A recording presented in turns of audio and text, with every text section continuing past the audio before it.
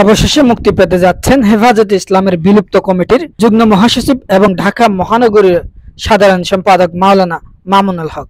তার বিরুদ্ধে চলমান মামলাগুলোর অন্তত 11টিতে জামিন পেয়েছেন তিনি। বাকি মামলাগুলিতেও জামিন আবেদনের প্রক্রিয়া চলছে।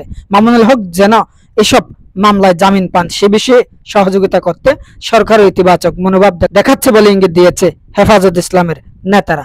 সোমবার 29 এপ্রিল সংগঠনটির মহাসচিব মাওলানা সাজিদুর রহমান বিষয়টি নিশ্চিত করেছেন।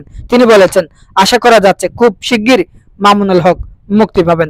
তবে এই বিষয়ে বিস্তারিত কিছু বলতে রাজি হননি তিনি। এর আগে গত 11 মার্চ মামুনুল হকের মুক্তির বিষয়ে আলোচনা করতে স্বরাষ্ট্রমন্ত্রী আসাদুজ্জামান খান কামালের সঙ্গে বৈঠক করেন হেফাজত নেতারা। ধর্মমন্ত্রী ফরদুল হক খান সহ সরকারের উচ্চ পদস্থ কর্মকর্তারা বৈঠকে অংশ নেন। বৈঠক শেষে গণমাধ্যমকে দেওয়া সাক্ষাৎকারে সংগঠনটির মহাসচিব মাওলানা সাজিদুর রহমান দাবি করেন, মামুনুল হকের মুক্তির বিষয়ে সহযোগিতার আশ্বাস দিয়েছেন স্বরাষ্ট্রমন্ত্রী।